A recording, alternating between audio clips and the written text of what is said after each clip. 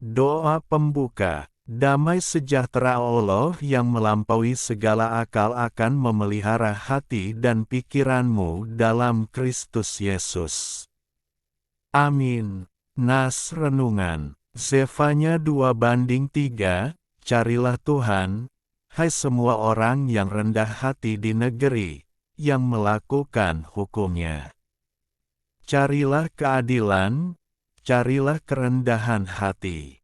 Mungkin saja kamu akan terlindung pada hari kemurkaan Tuhan. Saudara-saudari yang dikasihi Kristus, sadar atau tidak, kita sedang menjalani kehidupan yang bergerak begitu cepat, penuh tekanan, syarat tuntutan, dan sering kali diliputi ketidakpastian.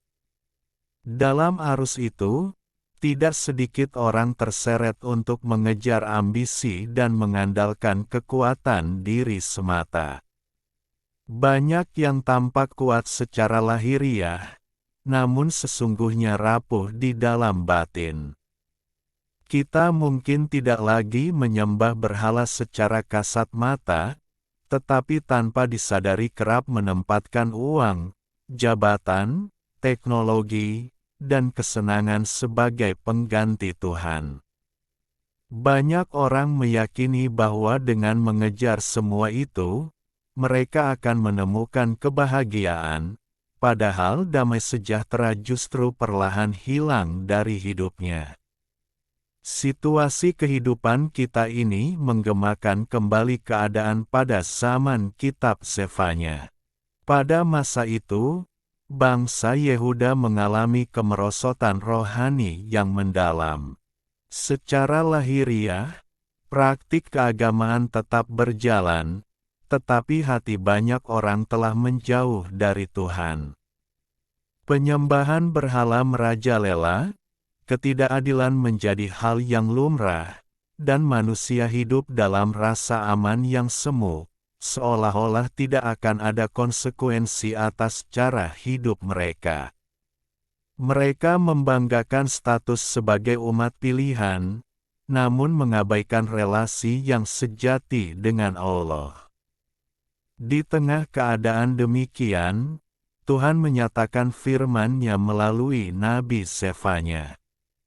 Ia memperingatkan tentang hari Tuhan, yaitu saat di mana Allah datang sebagai hakim yang adil untuk menghakimi dosa.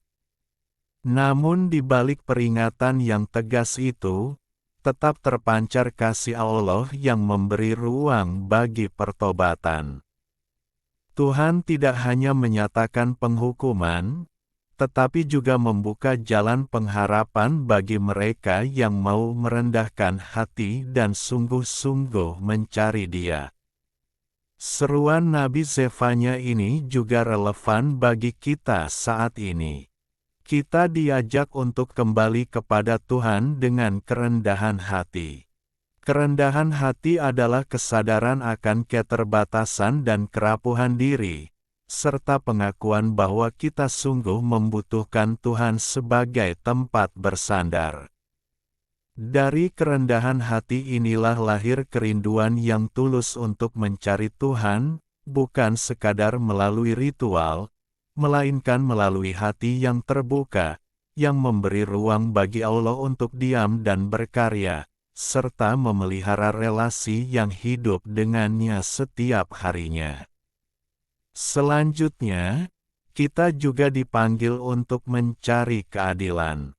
Panggilan ini menegaskan bahwa relasi dengan Allah tidak berhenti pada dimensi rohani semata, tetapi harus nyata dalam kehidupan sehari-hari. Dengan kerendahan hati, kita diarahkan untuk hidup selaras dengan kehendak Tuhan, menjadikan Dia sebagai standar kebenaran dalam setiap tindakan, penuntun dalam memperlakukan diri sendiri, sesama, dan seluruh ciptaan. Keadilan bukan sekadar konsep, melainkan wujud nyata dari hidup yang berkenan di hadapan Allah. Dengan demikian, ketika manusia hidup dalam kerendahan hati dan keadilan, sesungguhnya ia sedang berjalan menuju perlindungan yang sejati. Perlindungan di tengah kompleksitas kehidupan saat ini, dan terlebih lagi, perlindungan pada saat hari penghakiman itu tiba. Doa penutup. Ya Tuhan yang Maha Pengasih, terima kasih atas panggilan-Mu yang menuntun kami untuk merendahkan hati, mencari Engkau, dan hidup berkeadilan. Panggilan-Mu ini adalah fondasi yang tak tergantikan dan sumber perlindungan sejati kami, baik di tengah kompleksitas dunia ini, maupun saat hari penghakiman-Mu tiba. Tolonglah kami untuk setia mengejar perlindungan sejati ini, menempatkan hati kami sepenuhnya padamu. Amin. Kisah inspirasi. Grape Hopper, sang pionir di balik bahasa pemrograman modern. Grace Hopper lahir pada 1906 di Amerika Serikat. Sejak kecil ia memiliki rasa ingin tahu yang besar terhadap cara kerja berbagai benda. Ada cerita bahwa ia pernah membongkar beberapa jam di rumah hanya untuk melihat bagaimana mekanismenya bekerja. Ia menempuh pendidikan di bidang matematika dan kemudian mengajar di perguruan tinggi. Ketika Perang Dunia II berlangsung, ia memutuskan bergabung dengan Angkatan Laut Amerika Serikat. Di sana ia mulai bekerja dengan komputer awal yang berukuran sangat besar dan rumit. Pada masa itu, komputer diprogram menggunakan kode mesin yang sulit dipahami. Hopper melihat bahwa cara tersebut akan membatasi perkembangan teknologi. Ia mulai mengembangkan gagasan bahwa komputer bisa diprogram menggunakan bahasa yang lebih dekat dengan bahasa manusia. Ide ini awalnya dianggap tidak realistis oleh banyak orang di sekitarnya. Ia terus bekerja dan akhirnya berperan penting dalam pengembangan compiler, yaitu program yang menerjemahkan instruksi yang lebih mudah dipahami manusia menjadi bahasa mesin.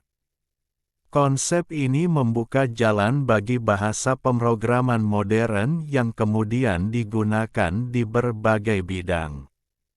Selain pekerjaannya di dunia teknologi, Hopper juga dikenal sebagai pengajar yang senang menjelaskan hal rumit dengan cara sederhana. Ia sering berbicara kepada mahasiswa, peneliti, dan anggota militer tentang masa depan komputer yang saat itu masih belum banyak dipahami orang. Grace Hopper hidup cukup lama untuk melihat bagaimana komputer berkembang jauh melampaui bayangan banyak orang pada zamannya. Ia meninggal pada 1992. Nama dan karyanya tetap dikenang dalam sejarah perkembangan ilmu komputer dan teknologi modern. Kisah Grace Hopper menunjukkan bagaimana seseorang bisa berjalan di jalur yang bahkan belum ada sebelumnya. Ia tidak sekadar mengikuti sistem yang sudah jadi, tetapi masuk ke wilayah yang belum jelas bentuknya. Banyak idenya terdengar aneh pada awalnya, bahkan ditolak, karena orang lain belum melihat apa yang ia lihat. Dalam kehidupan iman, ada saat ketika Tuhan menuntun seseorang ke arah yang belum ramai dilalui. Bukan karena jalan itu mudah, tetapi karena disitulah sesuatu yang baru akan dimulai. Dibutuhkan keberanian untuk melangkah tanpa jaminan diterima, dan tetap berjalan meski belum semua orang mengerti. Percayalah kepada Tuhan dengan segenap hatimu, dan janganlah bersandar kepada pengertianmu sendiri. Amsal 3:5